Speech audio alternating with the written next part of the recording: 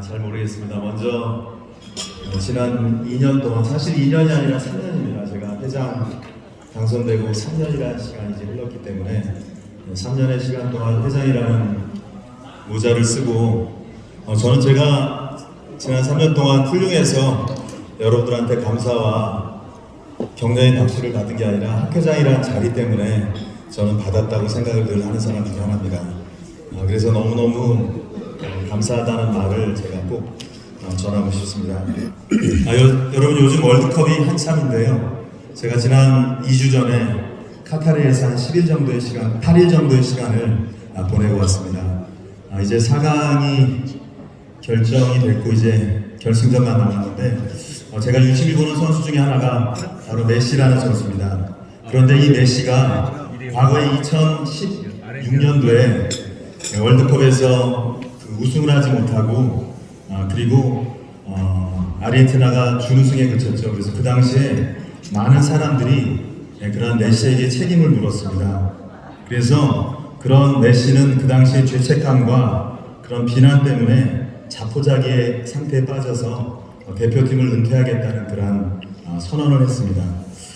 이렇게 그가 은퇴한다고 하는데 6주 만에 은퇴하겠다는 말을 번복을 했습니다. 그 한 가지 이유는 한 초등학교 선생님이 메시에게 편지를 보냈습니다.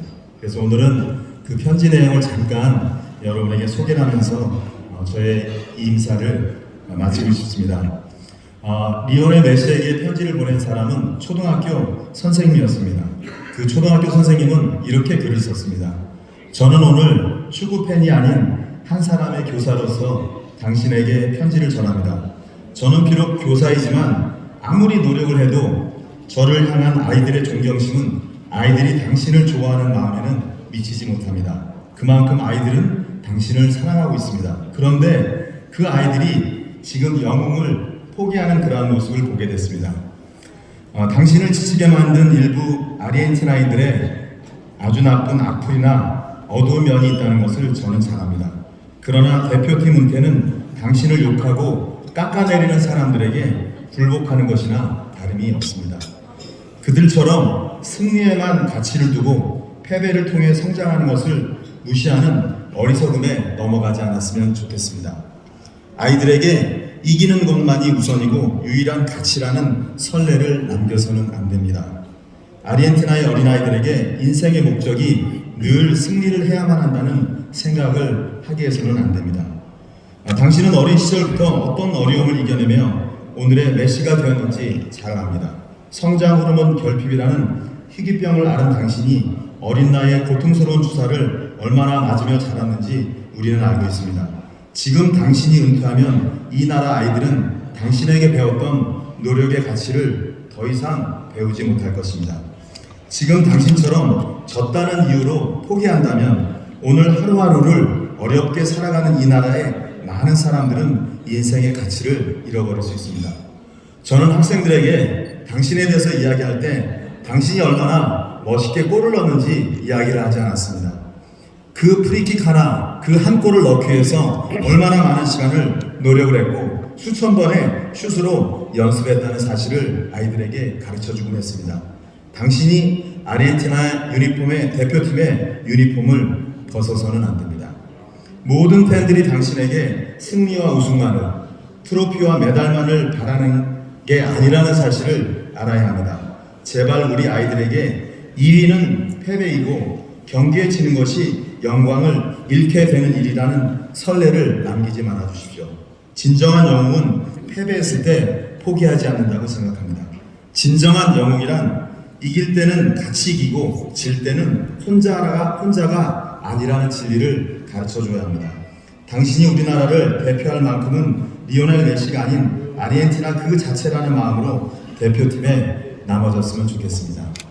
결과에 관계없이 사랑하는 일을 해서 행복할 수 있다면 그게 가장 위대한 우승이라는 사실을 보여주세요. 이 편지글 때문에 메시는 6주 만에 다시 대표팀으로 복귀를 했습니다. 저는 제가 많은 사람들이 그동안 얼마나 그렇게 많은 일을 했느냐, 고생하지 않았느냐 그런 말을 하지만 저는 정말 제가 학회장으로서 지난 2년간의 기간을 너무나 사랑했고 좋아했기 때문에 열정을 다해서 이 자리에 달려왔습니다.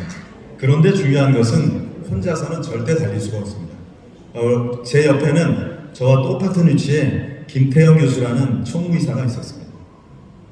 아마 저보다도 더 많은 시간을 고민하고 제가 던졌던 숙제에 대해서 많은 어려움이 있었을 거라고 생각합니다. 하지만 지난 2년 동안 저의 옆에서 후배라는 이유 하나만으로 저의 말에 들어주고 또 참아주고 인내하는 그런 저희 총무이사님께 진심으로 감사를 드립니다. 박수정.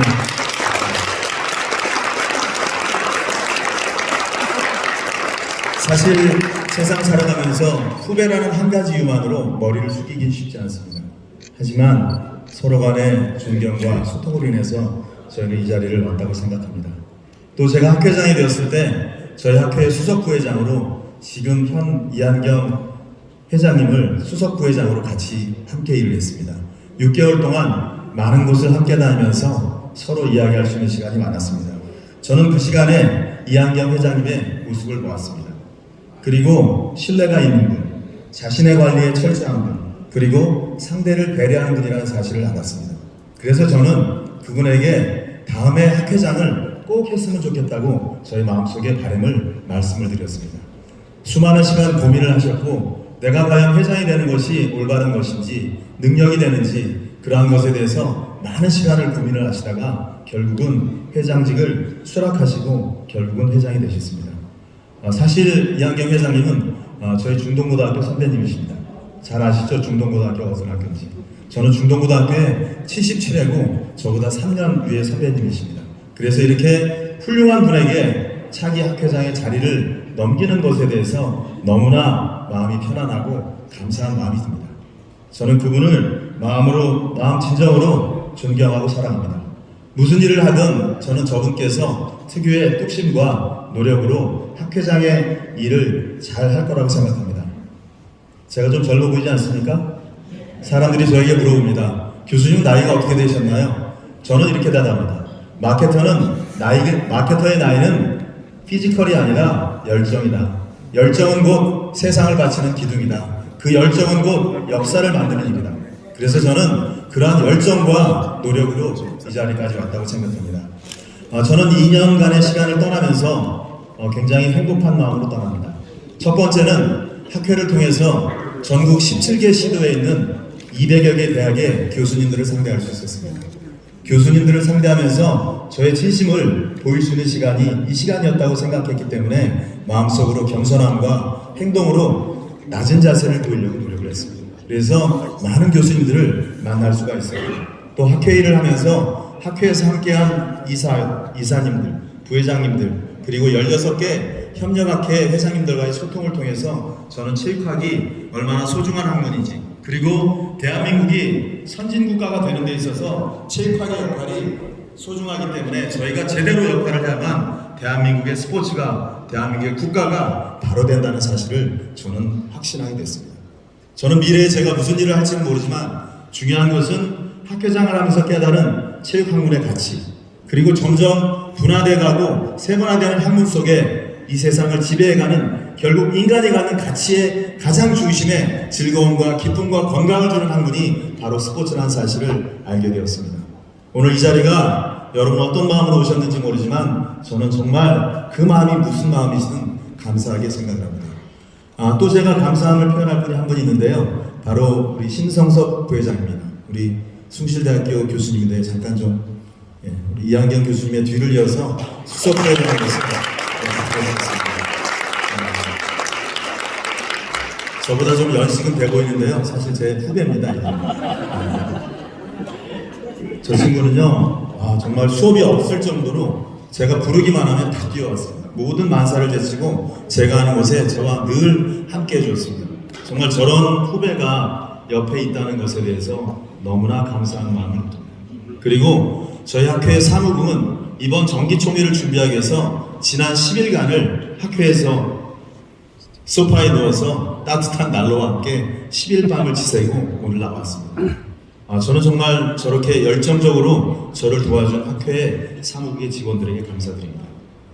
저는 살아가면서 너에게 가장 소중한 가치가 무엇이냐라고 물어보면 저는 첫 번째는 가족이고 두 번째는 저와 함께하는 사람들이라고 이야기를 합니다.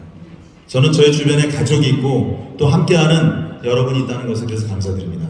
저는 이러한 스포츠의 가치를 우리가 함께 공유하고 나누고 이러한 것이 마치 복음을 전하는 것처럼 사람들에게 우리의 소중한 것을 가르칠 때 우리 체육의 가치는 더욱더 커질 거라고 생각합니다. 저는 이제 저의 마지막 이임사를 하면서 경희대학교와 용인대학교의 만남이 아니라 체육인의 만남이라고 이야기하고 있습니다. 저희 경희대가 27대를 책임졌다면 28대는 용인대학교가 책임지는 것이 아니라 우리 모두가 책임져야 될 바로 우리의 유산입니다. 저는 그런 측면에서 이한경 교수님을 지지하고 또 저분께서 하는 일에 적극적으로 저희가 도와서 차기 28대 학회도 지금처럼 아니면 지금보다 더 나은 그러한 열정적이고 발전한 학회가 되었으면 좋겠습니다. 제가 1학기까지 저에게 많은 도움을 준 또 격려해준 저희 아내에게 감사의 말씀을 전하고 있습니다. 여보 잠깐 좀 스탠드.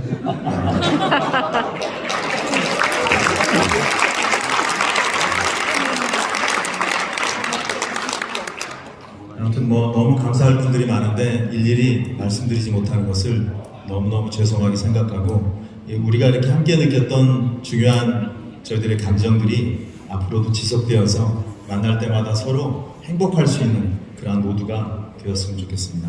다시 한번 지난 2년 동안 적극적으로 협조해주신 16개 협력학회의 회장님들, 이사님들, 부회장님들 그리고 10개 분과위원회 위원들과 위원장님들에게 진심으로 감사를 드리면서 이상으로 제가 준비한 이 임사를 마치겠습니다. 고맙습니다.